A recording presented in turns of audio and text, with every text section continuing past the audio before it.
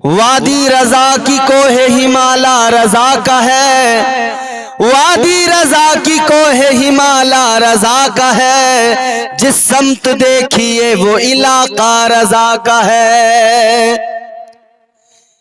کیا شان ہے میرے اعلیٰ حضرت کی، کیا مقام ہے تاجدار بریلی کا۔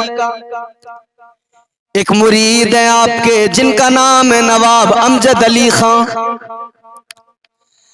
آج کل تو مارکیٹ میں جعلی پیر دیکھو ہر گلی میں نظر آ جائیں گے، فراڈ پیر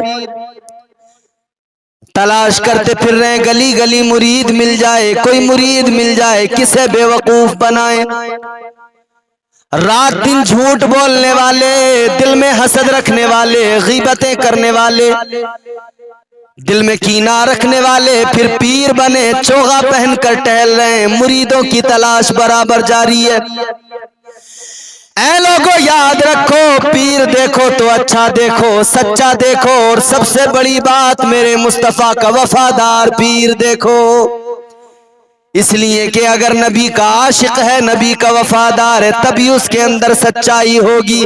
اگر نبی کا وفادار ہے تبھی اس کے اندر اچھائی ہوگی، اور اگر وفادار نہیں تو اس کے اندر کوئی اچھائی بھی نہیں مل سکتی ہے۔ نواب امجد علی خان میرے اعلیٰ حضرت سرکار کے مرید ہیں، شکار پہ نکلے ایک روز، جنگل کے اندر ہرن نظر آ گیا، یوں نشانہ لگایا، گولی چلائی لیکن نشانہ چوک گیا۔ ہرن کے گولی نہیں لگی، کسی آدمی کے گولی لگ گئی، نشانہ چوک گیا۔ جس کے گولی لگی وہ مر گیا۔ بات ان دنوں کی ہے جب ہندوستان میں انگریزوں کا تسلط تھا، مر گیا، اس کا انتقال ہو گیا۔ نواب صاحب پر ہو گیا مقدمہ، جیل میں ڈال دیا گیا، نواب صاحب کو گرفتار کر لیا گیا۔ پھر کورٹ کچہری سب کچھ ہوا، نواب صاحب کا جرم ثابت ہو گیا کہ ہاں ان سے ہی گولی چلی ہے، انہوں نے گولی ماری ہے۔ جب جرم ثابت ہوا تو سزائے موت سنا دی گئی۔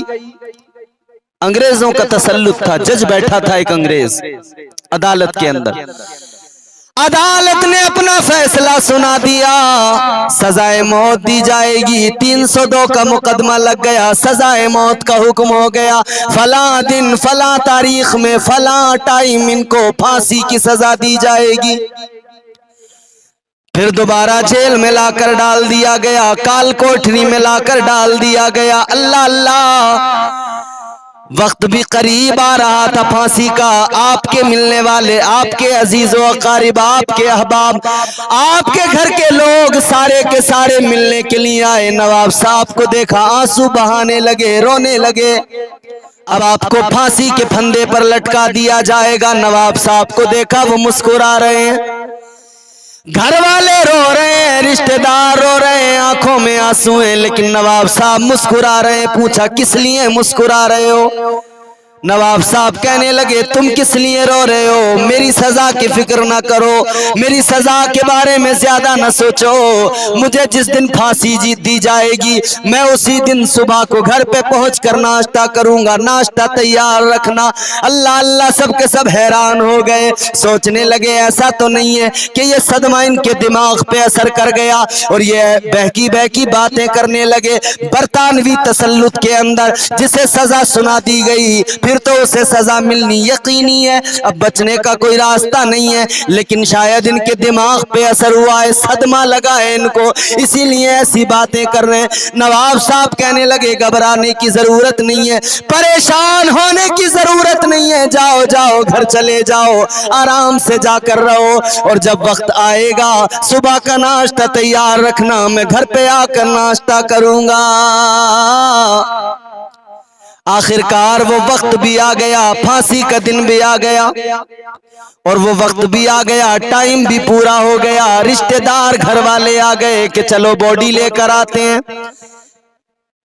لٹکا دیا گیا ہوگا پھانسی کے پھندے پر، अब जाकर बॉडी ले आते हैं, लाश ले कर आते हैं, चलो दफन तो कर देंगे।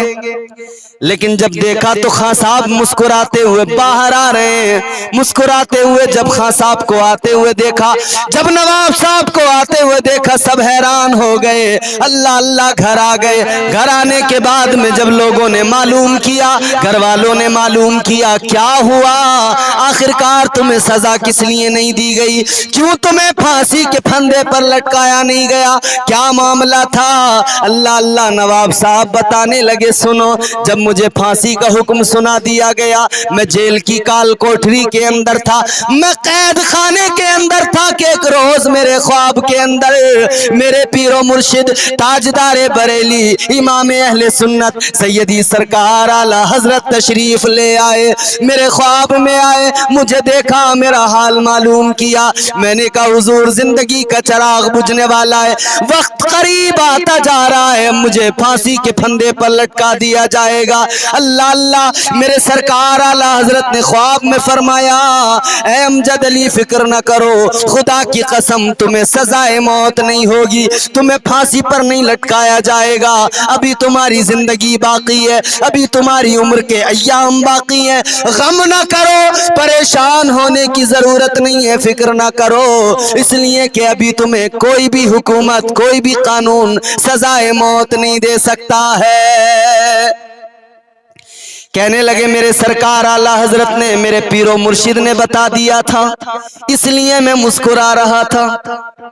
अल्लाह अल्लाह, इसीलिए तो हम सुन्नी मुसलमान कहते हैं, अल्लाह अल्लाह किए जाने से अल्लाह न मिले, अल्लाह वाले हैं जो अल्लाह से मिला देते हैं।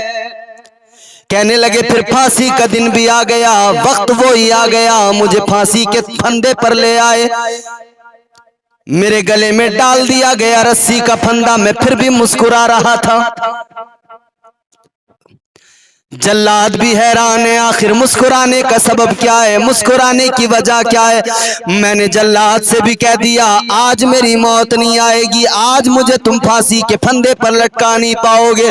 जल्लाद भी हैरान है, आखिर इतने कॉन्फिडेंस के साथ तुम कैसे कह सकते हो, जबकि वक्त बिल्कुल करीब है, अब जरा सी चंद घड़ियां बाकी हैं, जरा सी देर की बात है, अब तुम इस पर झूलते नजर आओगे। लेकिन नवाब साहब तो मुस्कुरा रहे थे। अल्लाह अल्लाह, इतने में अभी वक्त पूरा होने वाला था कि वो वक्त भी आ गया था कि अब फांसी के फंदे पर लटका दिया जाता, अब बटन दबा दिया जाता।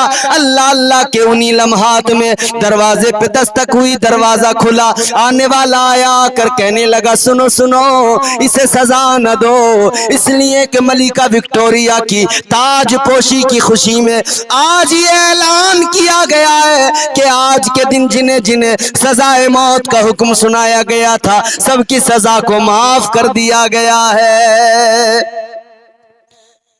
आ गया फरमान, सबकी सजा को माफ कर दिया गया है। आज जिन्हें फांसी की सजा दी जाने वाली थी, सबकी फांसी रुकवा दी गई है, सबकी सजा को माफ कर दिया गया है। अल्लाह अल्लाह, नवाब साहब मुस्कुराते हुए अपने घर चले आए। ऐ लोगों देखो, ये है मेरे आला हजरत, ये मेरे आला हजरत की शान है। ख्वाब में जो मेरे आला हजरत ने फरमा दिया, खुदा की कसम वो हो के रहा। अब कोई ये एतराज न कर दे कि सुन्नी तो अजीब अजीब बातें करते हैं। अरे नादानो, ओ बेवकूफो, अल्लाह ने अपने वलियों को ये इल्म भी दिया है और उन्हें अल्लाह ने ये शान भी अता फरमाई है कि वो हालात से आगाह भी हो जाते हैं और वैसी पेशन गोई भी फरमा दिया करते हैं। फिर तनकीदें करने लगते हैं लोग, अरे ये सुन्नी बरेलवी तो यही करते हैं, ये तो किस्से सुनाने लगते हैं अजीब अजीब। ऐ नादानो, ऐ जालिमो, तुमने कभी गौर से देखा नहीं, कभी करीब से समझने की कोशिश नहीं की, इसीलिए तो उंगलियां उठाते हो। कभी तुमने देखा होता कौन है आला हजरत, तब तुम्हारी समझ में आ गया होता आला हजरत की शख्सियत का नाम है।